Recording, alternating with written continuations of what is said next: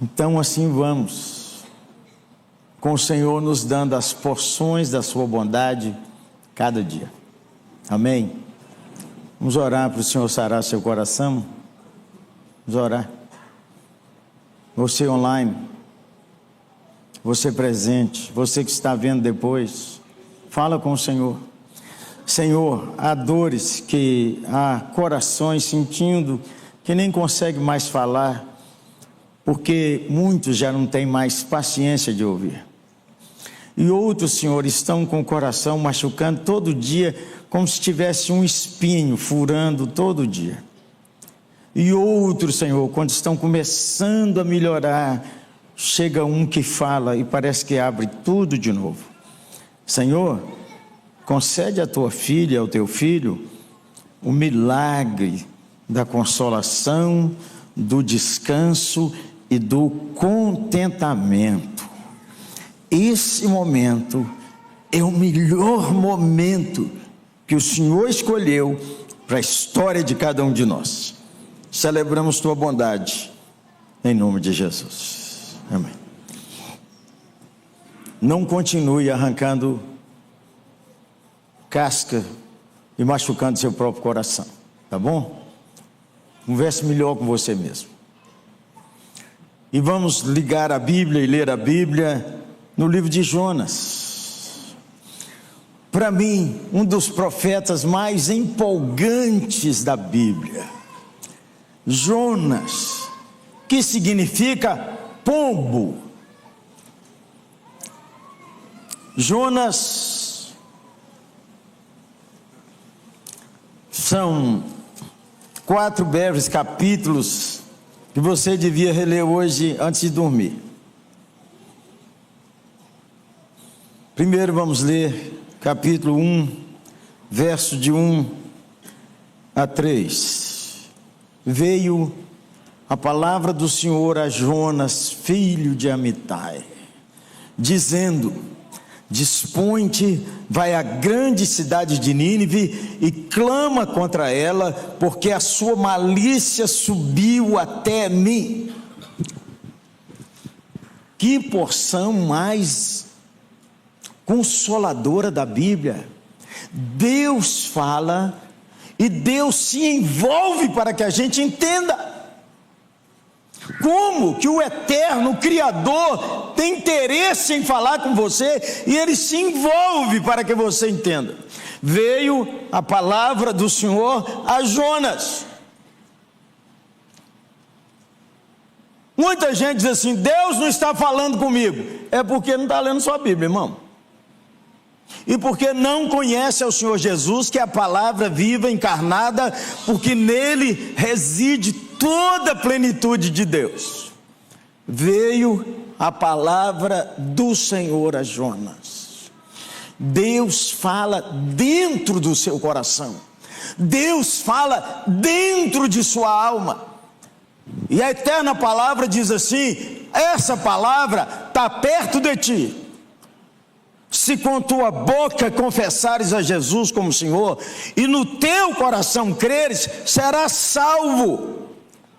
Presta atenção, a salvação depende de crer em Jesus, que morreu e ressuscitou, vive e voltará, e afirmar diante de alguém que você crê nele.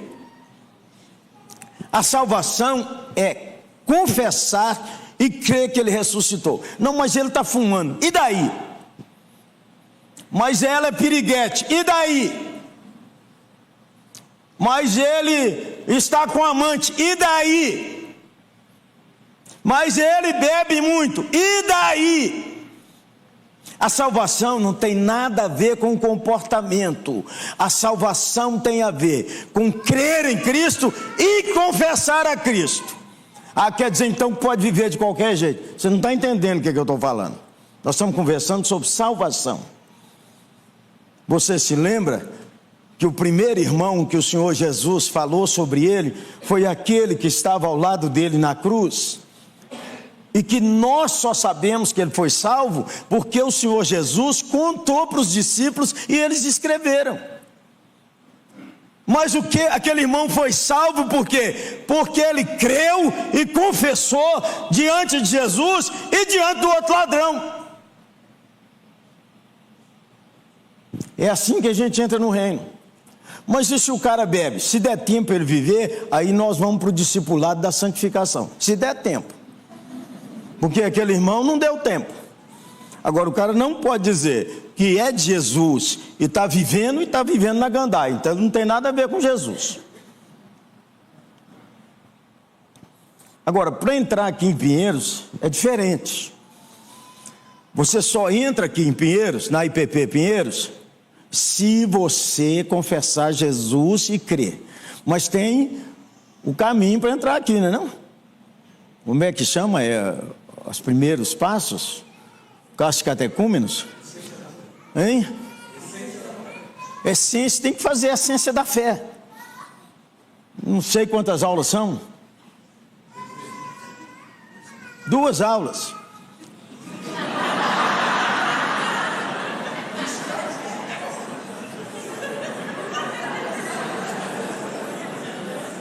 Bem, para entrar aqui em Pinheiro, você tem que ler o código.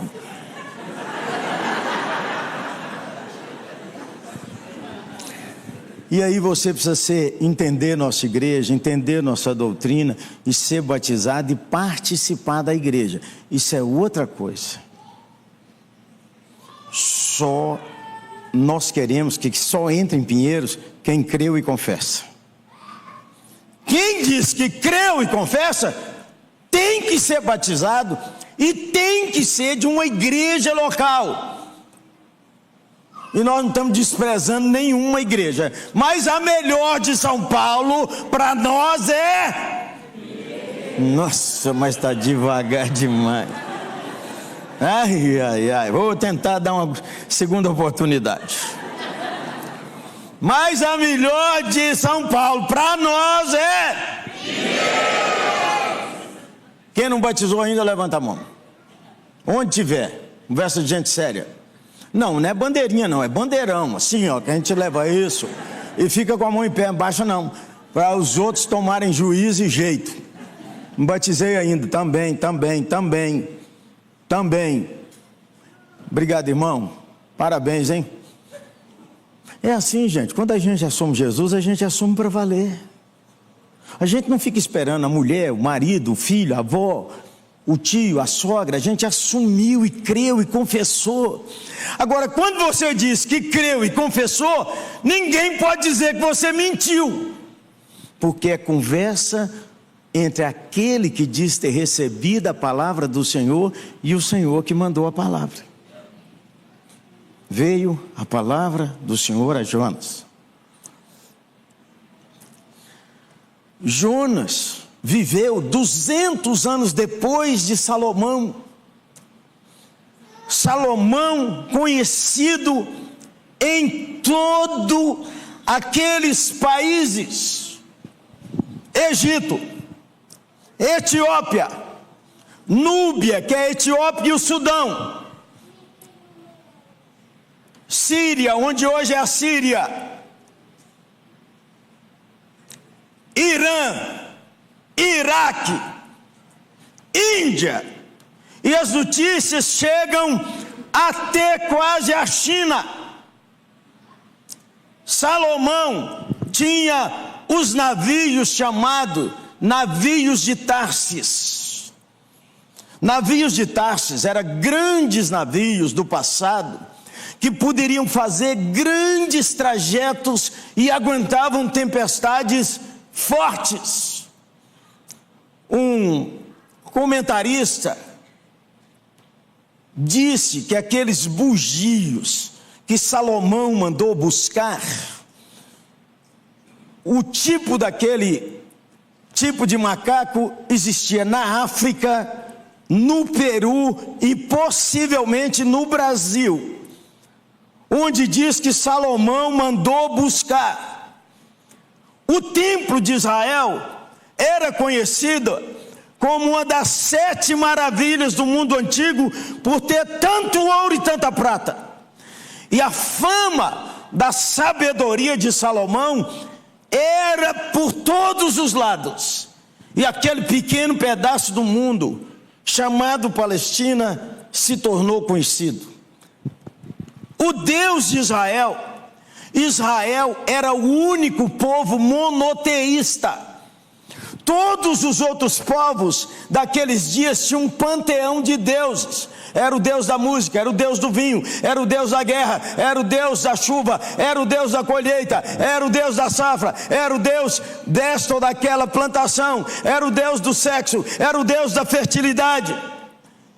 Em todos os lugares, depois de erigir o templo de Salomão, Salomão corrompeu seu coração e colocou em Jerusalém um templo à deusa Estar, deusa dos sidônios, deusa dos assírios, onde Nínive é a capital. Passado Salomão, veio Roboão seu filho, o reino se dividiu entre reino do norte e reino do sul, sendo o reino do norte 10 das tribos maiores, onde tinham as melhores nascentes, os melhores rios, os melhores terrenos, minas de cobre, minas de ouro e minas de diamante que ainda seriam explorados. O reino do norte era riquíssimo. Mas quando o reino se dividiu, Jeroboão I colocou um ídolo em Dan, em Betel, e colocou outro ídolo lá na ponta em Dan, e disse para as 10 tribos: estes são seus deuses, com medo do povo seguir e adorar em Jerusalém, embora Jerusalém já estava corrompida na sua teologia e na sua fé. Passados 200 anos, Deus manda Jonas. Diz 1 de Reis, capítulo 14, verso 25, Deus manda Jonas dar uma palavra dele de bênção para Jeroboão II. Jeroboão II é o tataraneto de Jeroboão I. E a Bíblia diz que Jeroboão II fez pior de todos. Jonas está sem compreender como é que o Deus vivo, revelado como Deus que nós não sabemos pronunciar até hoje, é o tetagrama lá de Êxodo 3, quando Moisés ouviu uma voz na sarça que diz: o que eu falo com eles? E ele disse: eu sou. Foi traduzido como Javé ou Jeová, mas o som do eu sou o autoexistente, eu sou o que é de eternidade a eternidade, eu sou o onipotente, eu sou o onisciente, o eu sou é o Deus vivo e verdadeiro, que ele foi revelado na pessoa de Jesus de Nazaré. Esse eu sou é quando você conhece Jesus, você conhece o eu sou da sarça, porque Jesus diz: eu sou. Antes de Moisés, eu sou. E o Senhor Jesus disse: eu sou a luz, eu sou a porta, eu sou o pão da vida, eu sou o caminho, a verdade e a vida, eu sou o bom pastor, eu sou a ressurreição e a vida, e eu sou a videira verdadeira. No dia da Bíblia, a Bíblia nos fala de uma pessoa ao centro da Bíblia, o grande eu sou, o Senhor Jesus vivo e verdadeiro. No Velho Testamento diz assim: ele virá pessoalmente. No Novo Testamento diz: ele chegou, e o Verbo se fez carne e habitou entre nós, e vimos a sua glória, glória do unigênito do Pai. Esse Deus manda Jonas profetizar durante Jeroboão II. Jonas não, como é que Jonas vai falar? Mas ele é obediente e fala. E ele disse a Jeroboão: os assírios estão encolhendo o reino, os assírios estão capturando várias cidades, Os assírios estão querendo tomar conta, mas o Senhor disse que você prosperará. O Senhor disse que você avançará. E Jeroboão, diz a palavra de Deus em 1 Reis, capítulo 14, que Jeroboão expandiu a influência do seu reino. Quando nós olhamos a história em 1 Reis, a Síria vem aí. Eu queria que você pusesse um mapa para mim, o segundo mapa, por favor. A Síria vem aí. A Síria é esse. Quando você olha, você está vendo ali Babilônia, mas esse lado, o rio Tigre, Nínive lá em cima, e você tem Jerusalém cá embaixo. O povo assírio era povo cruel, mas o povo assírio era um povo intelectualmente desenvolvido. Eles desenvolveram língua, eles desenvolveram engenharia. Aqueles jardins suspensos da Babilônia, primeiro eles foram de Nínive. Eles desenvolveram a arte da guerra e da violência da guerra. O exército assírio era imparável. E os assírios rasgavam crianças. Os assírios furavam os olhos, arrancavam o nariz. Os assírios era pior do que esse filme que você assiste, Censura 18. A violência era demais. Quando você e eu temos 2 reis assírios falados na Bíblia. Um rei é chamado Pul, no capítulo 14 de 1 Reis. E no livro de Isaías, o outro rei é Senaqueribe. Senaqueribe que cercou Jerusalém. Todas as cidades, com um pouco de recurso, elas eram muradas. E as cidades eram protegidas pelas muralhas. Deus manda Jonas ir a Nínive. Nínive é famosa naquele tempo. Tanto quanto Salomão é famoso, tanto quanto o exército assírio é conhecido pela sua violência extrema. O exército assírio, quando voltava e o rei entrava com seus cativos em Nínive, era para sangrar e degolar as pessoas na frente da sua população, para governar pelo terror. Os povos antigos, nos dias de Jeroboão, nos dias de Jonas, tremiam quando ouviam falar a palavra assírio. O primeiro mapa.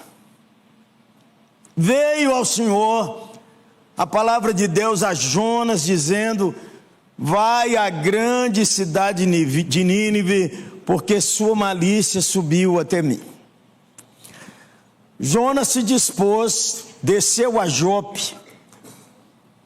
De Bet-Refer, onde Jonas nasceu e morava, a Jope, são 80 quilômetros. Nós não sabemos como é que Jonas foi, porque não tinha Uber. Jonas chegou a Jope. Jope hoje é um bairro de Jafa, aquele porto ali do Mediterrâneo. E quando Jonas chegou, tinha um navio que ia fazer essa viagem de 4.000 quilômetros até uma cidade chamada Tarsélis, na Espanha, traduzida aqui Tarsis. E nós não sabemos quanto tempo Jonas andou nesse barco. Estão lembrados da confusão que aconteceu naquele barco? A tempestade, uma reunião de oração invocando todo tipo de Deus. E quem será, quem será, quem será? Pegaram dormindo, dizendo: estamos orando, ora aí também. E vamos fazer aqui nós vamos fazer aqui um lança-sorte. Vamos ver para quem que esses vão lançar o pauzinho aí. Onde um pauzinho caía, o cara sacudiram lá e jogaram os paus para cima. Tudo apontou para Jonas. Quem é você? Qual é o seu Deus? Meu Deus é o Deus que fez o céu, a terra e o mar. Você que está doido, como é que você fuge desse Deus? Meu Deus é o eu sou. Você pode ler lá no original que Jonas disse: meu Deus é o eu sou. Meu Deus é o único Deus. Ele virá, e ele veio, Jesus de Nazaré, o grande eu sou.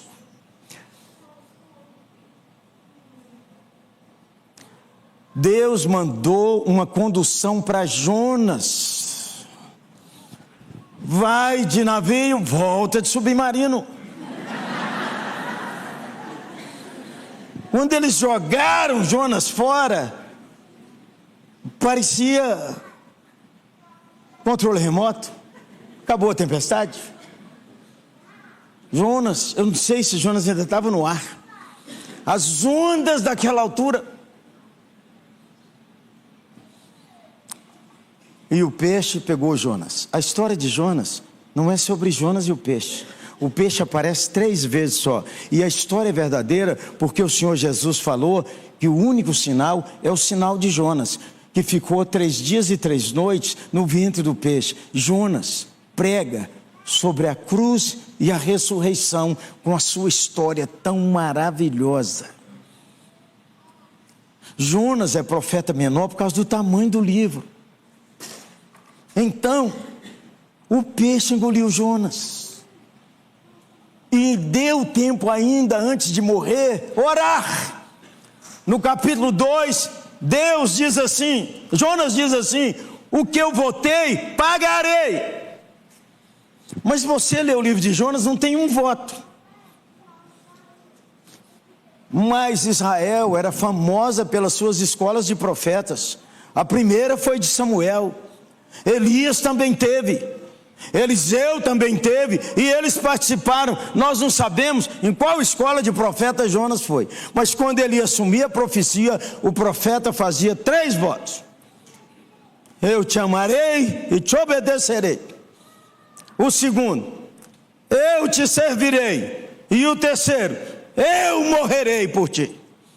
Esses eram os votos do profeta: te obedecerei, servirei e morrerei por ti. O que votei, pagarei. Jonas tinha quebrado o primeiro voto. Ele não obedeceu o Senhor. E o peixe devolveu Jonas. Aí tem muita gente que fala: Jonas caiu na praia de Nínive. Põe aquele outro mapa para mim lá, por favor. Não pode. Nínive está na beira do rio Tigre, não tem praia. E se o peixe lançou Jonas de Jope a Nínive, são 800 quilômetros. Isso não é um lançamento, é um míssil.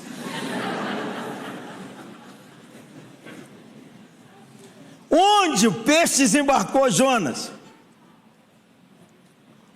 Se ele desembarcou Jonas ali, olha, na Síria, ou lá em Carquemes, de lá a Nínive são 200 quilômetros.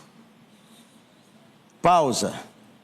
Jonas usou o dinheiro de Deus para desobedecer a Deus.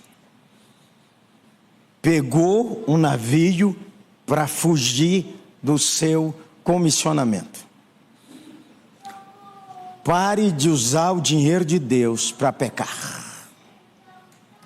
Dei meu dízimo e minha oferta, o resto é meu. Não, senhor, não, senhora, tudo é de Deus. Onde é que Jonas ganhou dinheiro? Não tem ideia. Mas Jonas, passagem era cara, o tanto que Jonas vai viajar. E Deus, se Deus devolveu ele em Jope, de Jope a Nínive, são 800 quilômetros, neném, se vira. Usou o dinheiro para desobedecer, usa para obedecer.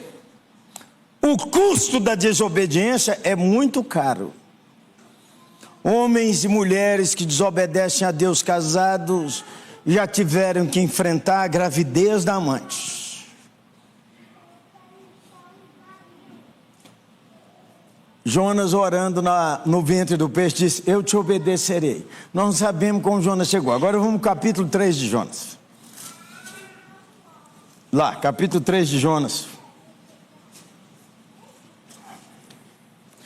Verso de número 10, 9 do verso do capítulo 2 diz: com a voz do agradecimento eu te oferecerei sacrifício.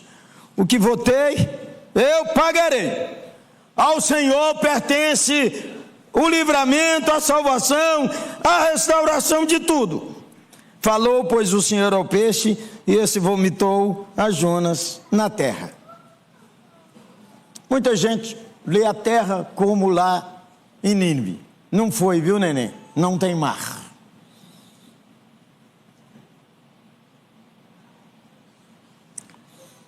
Capítulo 3, verso 1. Veio a palavra do Senhor segunda vez a Jonas, dizendo: dispõe-te, vai à grande cidade de Nínive e proclama contra ela a mensagem que eu te digo. Deus repete: dispõe-te e vai à grande cidade de Nínive. Mas Deus muda. Olha para você ver que diz assim: clama contra ela. Aqui diz assim: proclama contra ela a mensagem que eu te digo. Levantou-se, pois, Jonas e foi a Nínive. Menino, quanto tempo entre essas três? Levantou-se e foi a Nínive. É igual sair de Belo Horizonte, cheguei em São Paulo. As peripécias da viagem, do trânsito, da chuva, das agonias de tudo, está entre essas coisas. Levantou-se e foi. Nínive.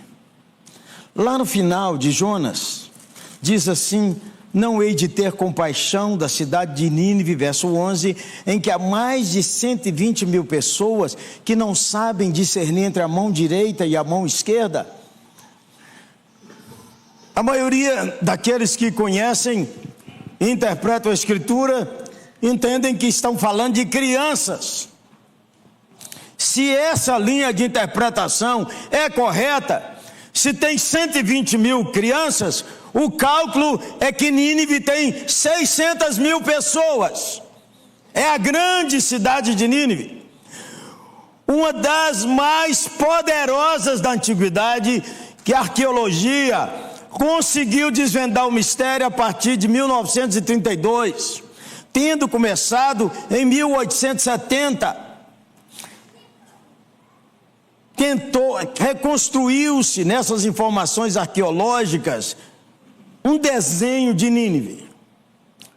Por favor, põe a outra foto. Essa. Nínive era uma cidade murada, com muralhas de mais de 15 metros de altura e mais de 12 metros de largura, com mais de 1.000 torres ao redor. Em cima das muralhas de Nínive, historiadores dizem que um carro puxado por um cavalo corria velozmente, igual diz lá em Naum. Muita gente acha que diz assim: os carros corriam como um raio. Falou, profetizou o automóvel. Não era, era o carro dos guerreiros de Nínive. Ali está o rio Tigre. A cidade murada, categorizada bem, os mais pobres na beira da muralha, porque quando o Tigre tinha aquelas enchentes violentas, as muralhas eram atingidas, e como sempre, os mais atingidos são os pobres. E depois vinham os menos pobres, vinha a classe média baixa, depois vinham os artesãos, vinham os vendedores, depois vinha o pessoal que trabalhava no governo, no exército, os generais aposentados, e depois vinha o palácio do rei. Voltemos ao capítulo 3. Ora, Nínive era muito importante diante do Senhor, e de 3 dias para percorrê-la. Agora o verso 4. Diz assim: começou Jonas a percorrer a cidade, caminho de um dia, e pregava e dizia, vamos ler essa frase? Ainda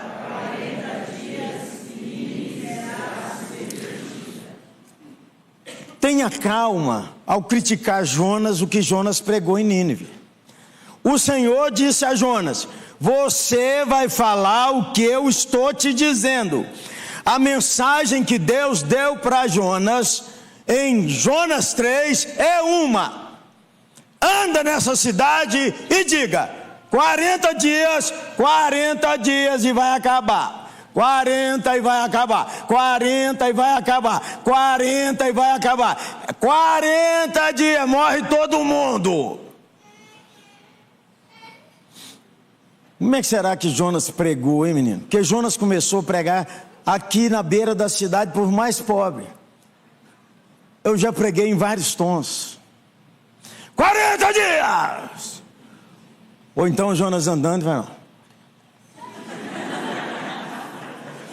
40 dias. 40 dias. 40 dias!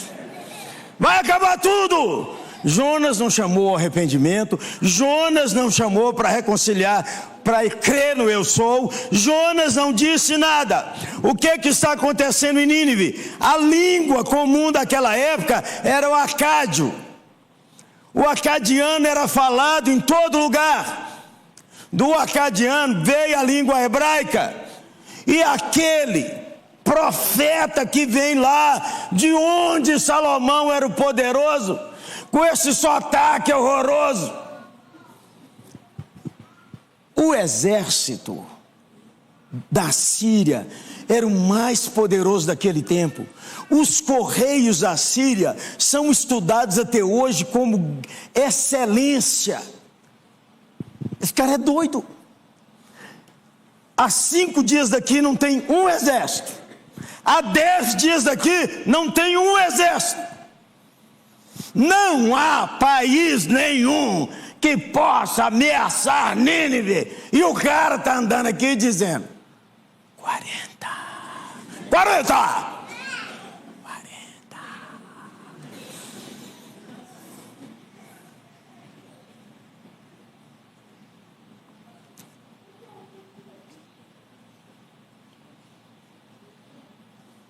Prega as palavras que eu te dou.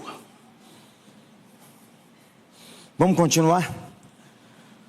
Verso 5: os ninivitas creram em Deus, proclamaram jejum, vestiram-se de panos de saco, desde o maior até o menor. Chegou essa notícia ao rei de Nínive. Ele se levantou do seu trono, tirou de si as vestes reais, cobriu-se de pano de saco e assentou-se sobre a cinza, e fez-se proclamar e divulgar um jejum, por mandato do rei. Seus grandes, nem homens, nem animais, nem bois, nem ovelhas provem coisa alguma, nem os levem ao pasto, nem bebam água. Sejam cobertos de pano de saco, tanto os homens como os animais, e clamarão fortemente a Deus, e se converterão cada um da sua mal conduta, da sua crueldade, da sua violência, da sua imoralidade, da sua avareza, de tudo aquilo de pecado que há nas suas mãos. Quem sabe se voltará a Deus? Aqui é usada a palavra para a divindade suprema, porque quem conhece o eu sou é Jonas. E se arrependerá e apartará o furor da sua ira, de sorte que não pereçamos. Viu Deus o que fizeram?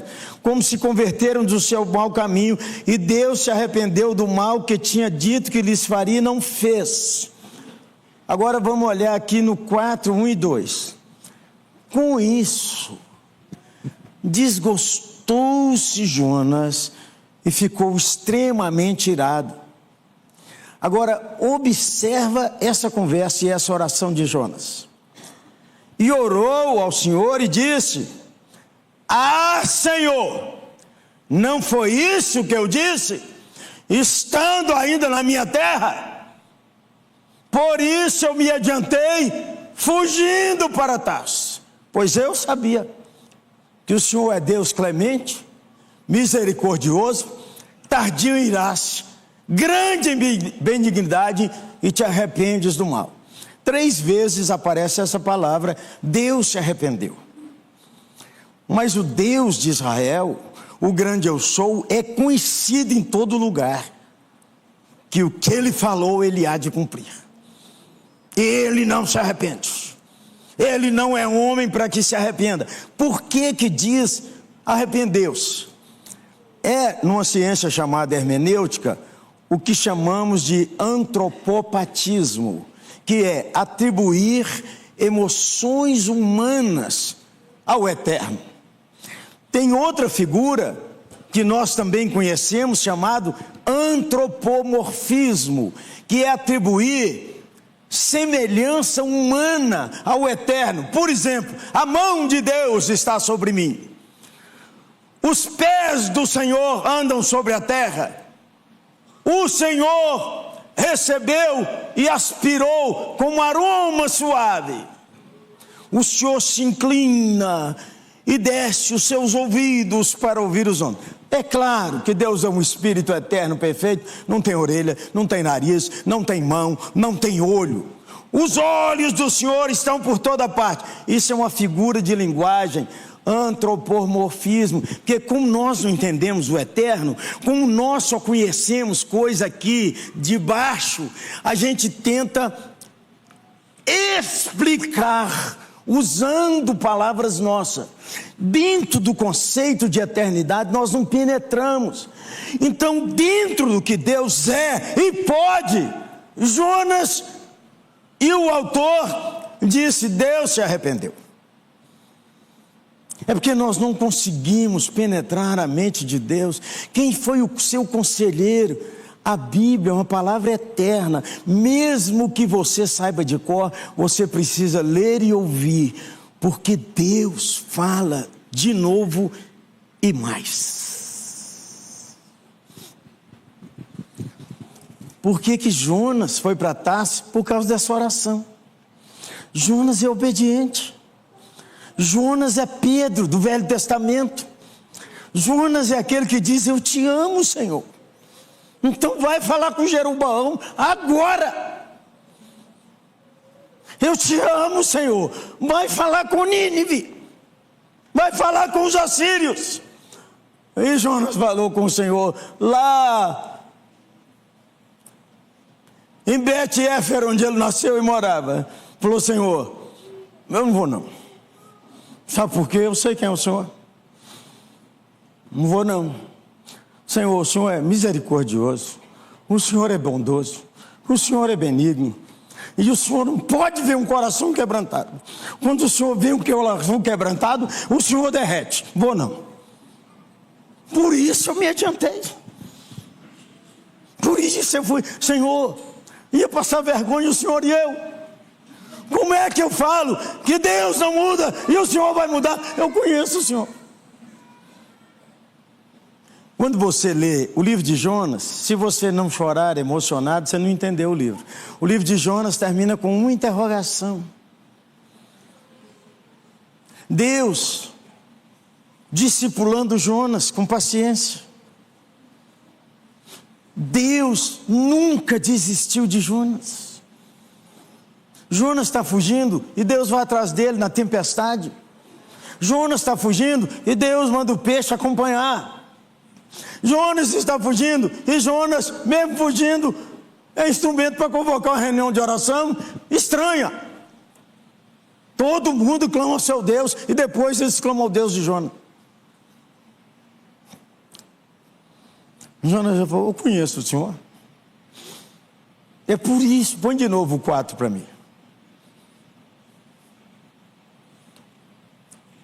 A conversa do capítulo 4 de Jonas, se você ler com bondade e atenção, Jonas está irado. E a ira dele é por causa da bondade de Deus.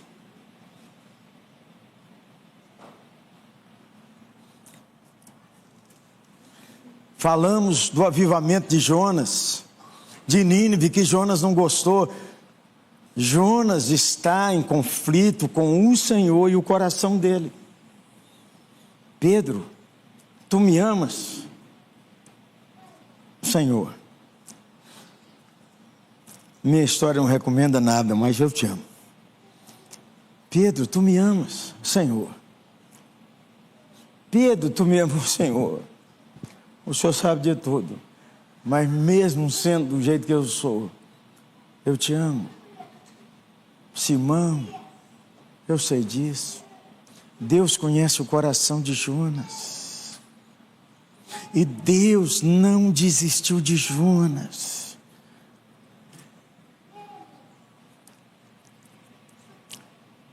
Quatro verdades para aplicar na sua vida e na minha. Primeiro, não use o dinheiro de Deus para pecar. Reveja suas contas. Pare de apostar na Bet. E pare de gastar parecendo um doido agora pro Natal, uma doida. Eu tenho que dar uma lembrancinha para todo mundo. Eu tenho que dar uma lembrancinha a todo mundo. Ninguém quer essas lembrancinhas. Ainda vai com aquela desculpa furada. Eu não tinha dinheiro, eu comprei só essa lembrancinha. Por que que você justificou? Aquelas lembrancinhas, quando você for embora, joga tudo no lixo. Ninguém aguenta mais esse treco encher na casa dele.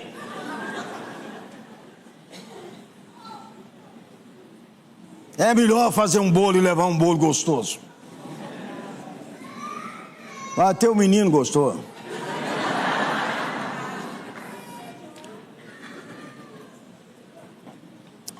Use o dinheiro de Deus para investir na restauração de sua vida. É muito caro pagar um congresso de casais. É muito caro mandar adolescentes para acampamento. É muito caro investir em construção. É muito caro plantar novas igrejas. Mas para gastar na desobediência não é caro, não. Pais e mães, filhos só vêm participar da igreja se os pais trouxerem. Estou muito cansado, daqui 15 anos chorará porque o filho não quer vir mais sozinho de jeito nenhum.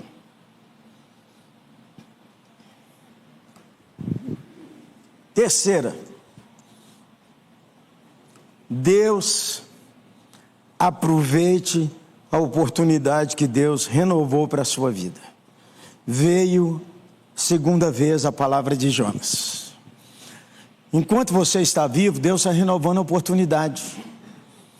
Enquanto você está vivo, Deus está dizendo: ei, hoje é o dia da salvação. Hoje, o escritor de Hebreus, tão angustiado estava, que ele disse assim: é agora que você precisa reconciliar com Deus. Aproveite as novas oportunidades para reconciliar. Veio a Jonas segunda vez a palavra do Senhor. Aproveite para abraçar enquanto pode. Sou pastor da mesma igreja há 42 anos. Já vi de quase tudo. E já acompanhei famílias que a filha era tão perversa com a mãe, que o dia que a mãe morreu, ela deitou em cima do corpo da mãe e chorava: oh, mamãe! E eu, pastor, que ia fazer o culto, pequei, olhando para ela e dizendo: sua falsa, sai daí! Eu ainda ia pregar, e eu pensando aquilo daquela moça. Aproveite a segunda oportunidade para abraçar hoje, para pedir desculpas, para parar de acusar sua mulher quando é você que não deu certo, para parar de acusar o seu marido, para você tirar de dentro de sua alma essa imagem que você construiu de um homem que não é o seu marido é esse aí, ó, é o jaburu, esse aí. E sua mulher é essa doida mesmo.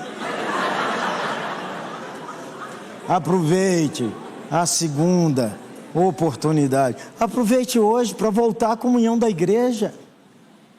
Aproveite. Nós nem sabemos qual é o deadline, qual é a última hora, qual é a hora que Deus vai falar assim: vamos embora, Jeremias. E eu tenho orado, me ajuda a orar: Senhor, se eu for provocar algum escândalo, aperta meu botão.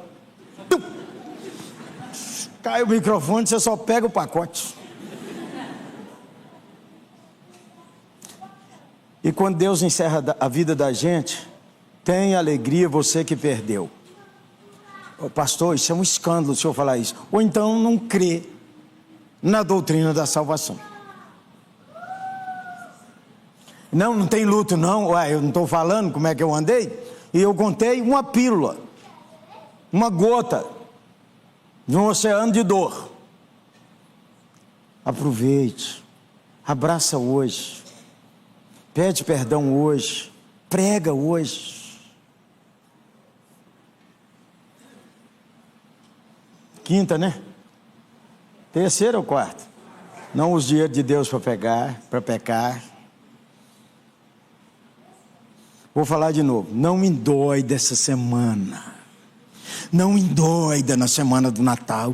Eu tenho que comprar um panetone para não sei quem. Eu tenho que comprar outro. Aquele horror. 4 horas na fila. E aí vira dizendo, tá vendo? É assim, diz que o Brasil não tem dinheiro. Esse povo todo na fila e você está lá também, liguarudo. Não estou dizendo que você não deve dar presente, não, está entendendo? Dê um presente, mas não invente desculpa. Esse ano está um pouco dinheiro, que até lembrei de você, mas não pude comprar nada. Você é mentiroso, que você não lembrou de mim, está justificando para achar que você é bacana e você não é. Dê só Feliz Natal. Um ano novo abençoado. E meu maior presente para você esse ano é esse beijo.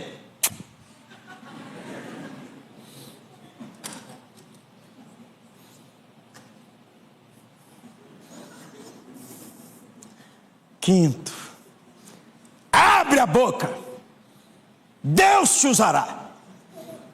Abre sua boca, fale de Jesus, proclame o nome de Jesus. Há um hino que diz, leva tu contigo o nome de Jesus o Salvador. Há uma nova versão dessa canção dizendo, proclame na cidade o nome de Jesus. Sobre a escuridão, Ele vai brilhar a sua luz. Proclame o nome de Jesus. Não é aqui nesse templo, não. É na rua. É de segunda a domingo. É de segunda a segunda. Proclame o nome de Jesus. Crentes mudos. Eles não abrem a boca para nada. É Jonas. Senhor, não vou falar lá em Nínive, não. Como é que é seu voto? Eu te obedecerei. Segunda vez, vamos lá.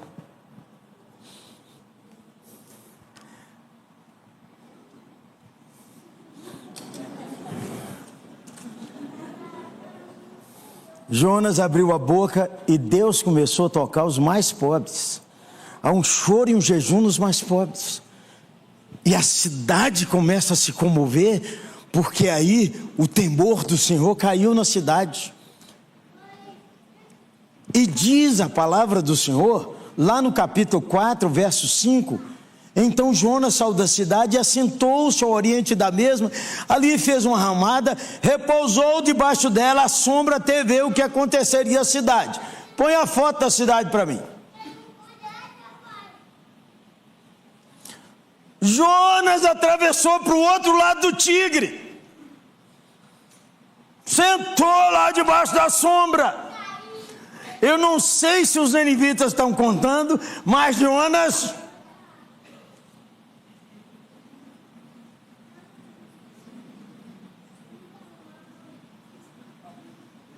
40 menos 4. Jonas está contando, está riscando lá na árvore, está riscando no chão. Não sei. Nem sei que dia que o assunto chegou ao rei de Nínive. Foi no 35º dia? Foi no 36º? Não sei. O assunto chegou ao palácio. Ninguém pode tomar água, nem as crianças, nem os idosos, nem os doentes. Ninguém pode comer, nem o enfermo, nem a mãe grávida, nem a criança pode amamentar.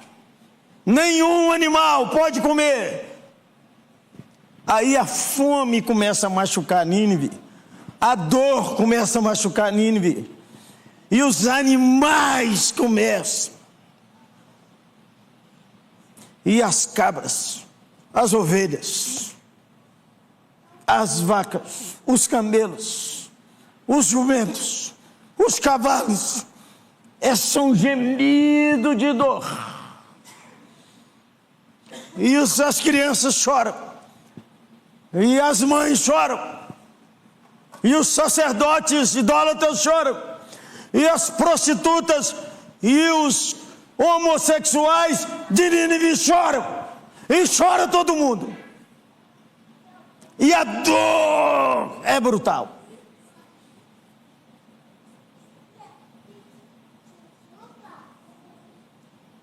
E amanhã, Jonas está contando 40 dias.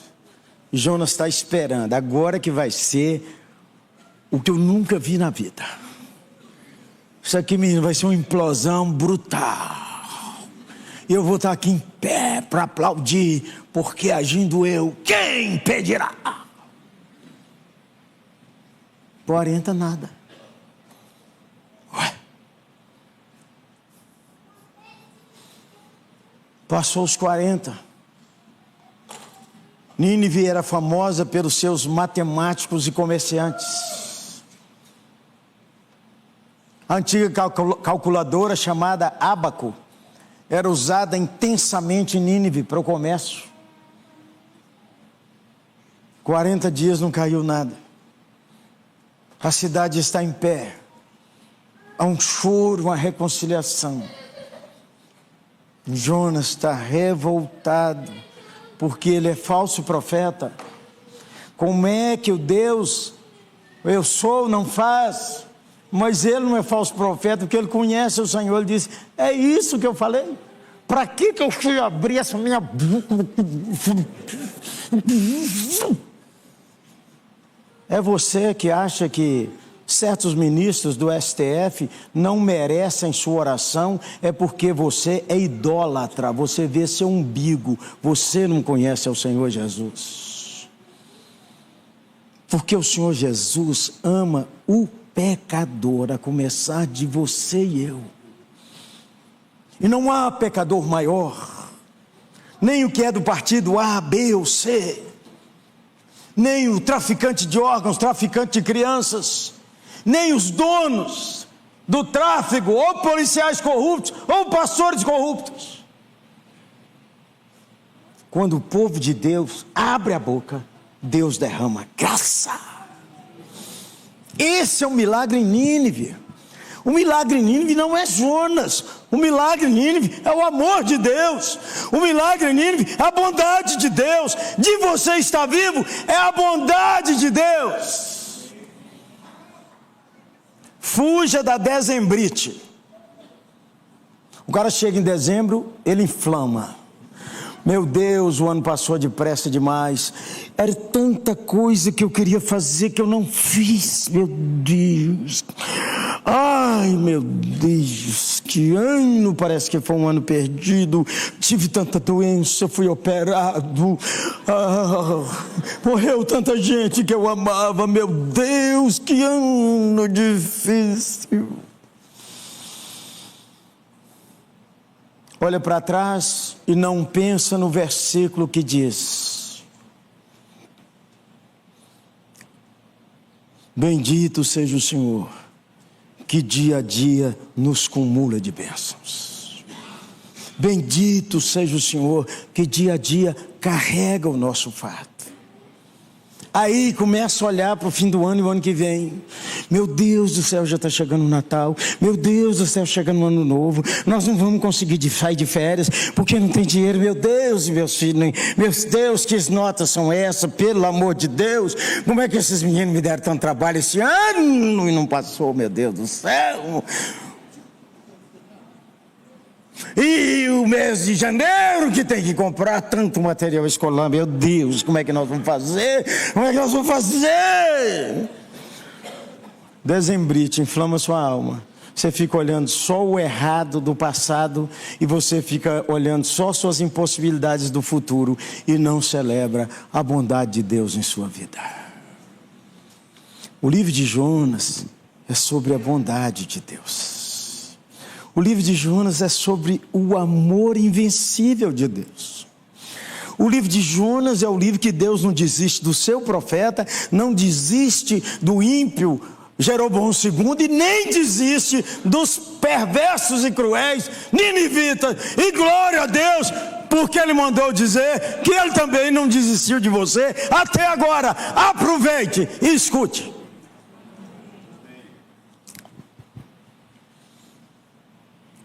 Por que eu emociono com Jonas? Sabe por quê? Porque Jonas que contou essa história para alguém escreveu, ele escreveu. Jonas rasgou o coração dele.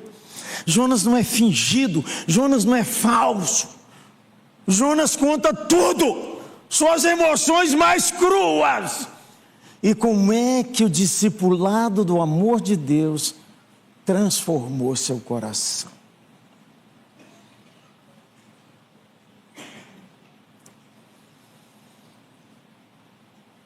Regozije-se no amor de Deus. Mas eu tenho que encerrar dizendo para você: quando a gente prega para você restaurar, mas prega também para te condenar. Nunca a mensagem do Evangelho é só salvação, ela é também condenação. Porque todo aquele que crê será salvo, e o que não crê já está condenado. Palavras do eu sou, Jesus de Nazaré, nosso amado Salvador. Mas enquanto você está vivo, ouça o Senhor no seu coração e diga a Ele: te obedecerei. Amém? Vamos ficar em pé, vamos orar.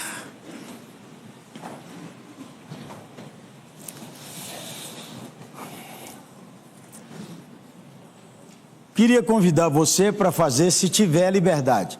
Dá um abraço em você mesmo, assim ó.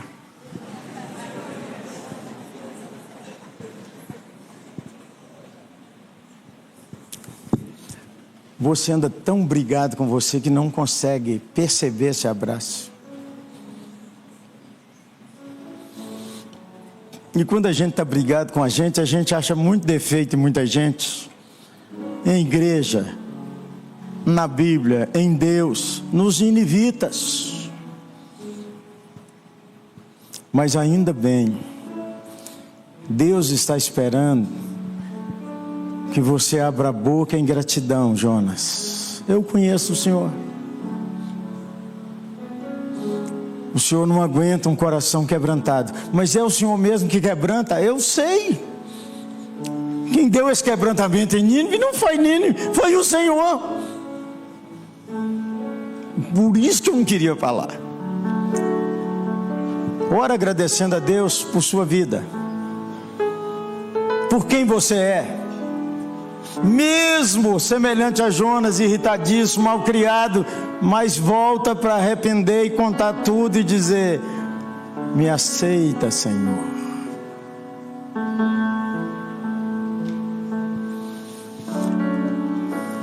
Povo de Deus online e presencial. Agora, queria convidar para você abrir sua boca nessa semana e falar o nome de Jesus. Quem aqui tem um bom costume de falar assim: Deus te abençoe? Levanta a mão. Fala com as pessoas: Deus te abençoe, Deus te abençoe. Posso dar uma ideia? Nunca mais fale isso. Quando você diz Deus te abençoe, você deixa quem te escuta decidir quem é Deus. Ah, eu creio nessa força. Eu sei que eu tenho uma luz.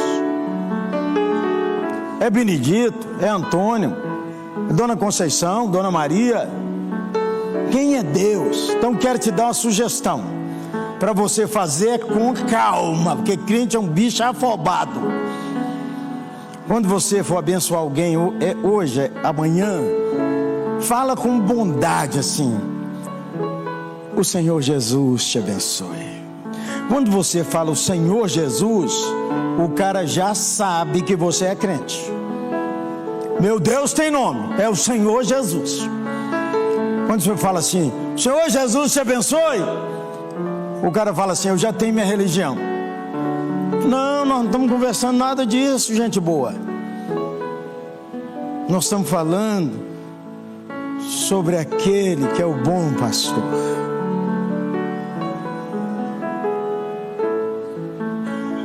Experimente cantar na rua.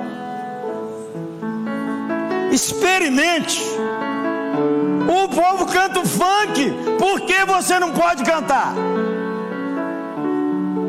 Claudinha e eu fomos ao Rio, levaram nós dois e entraram com ela numa loja de sapato. Não sei porque mulher dá tão certo com loja de sapato. Eu falei, eu espero aqui, deixa comigo. Fiquei 1h30 do lado de fora. De vez em quando ia lá olhar e experimentar. E é um perigo quando a mulher pergunta, gostou? Fiquei lá em pé, do lado de fora do shopping cantando. Porque Ele vive, posso crer. Aí, povo passando. Aí passou uma senhora, daí um tempo, eu dando, porque Ele vive. Ela continuou, posso crer no amanhã. Continuei cantando, porque Ele vive, temor não há. Passou um outro e disse, paz do Senhor, meu irmão, paz do Senhor. Estou eu lá do lado de fora. Continuei cantando, pois eu bem sei. Aí encostou alguém e falou comigo assim, eu ouvi esse hino, eu estou desviado, eu já cantei esse hino na igreja, o senhor pode orar por mim? Agora mesmo, não precisa fechar o olho não, o olho aberto mesmo. Continuei cantando.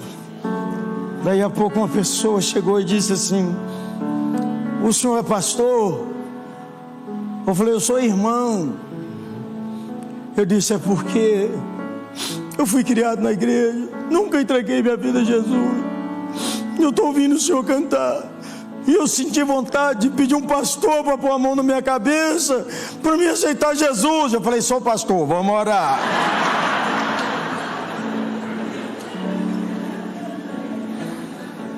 Proclame na cidade o nome de Jesus como quem crê em Jesus. Jonas, vai a Nínive e fala a mensagem que eu te dou. A igreja não tem direito de mudar a mensagem do evangelho. Levante suas duas mãos para a gente orar e pedir graça ao Senhor por todos nós. Senhor, nós te agradecemos por nosso irmão Jonas. Como o Senhor amou de tal maneira esse nosso irmão, e como o Senhor, através desse livro, mostra o quanto o Senhor ama o pecador, o quanto o Senhor se dá por ele. E através desse livro o Senhor nos mostra como podemos participar da salvação de pessoas, nações e milhões, apenas proclamando fielmente a tua mensagem e o santo nome do Senhor Jesus. Usa a nossa vida essa semana, dá-nos diferentes experiências, nos ensine a falar seu nome, Senhor, com aquele amor, com aquela reverência e com aquele quebrantamento. Assim oramos para o Senhor quebrantar nossa família e quebrantar nossa São Paulo e quebrantar o nosso Brasil. Em nome de Jesus, amém e amém. Deus abençoe os irmãos.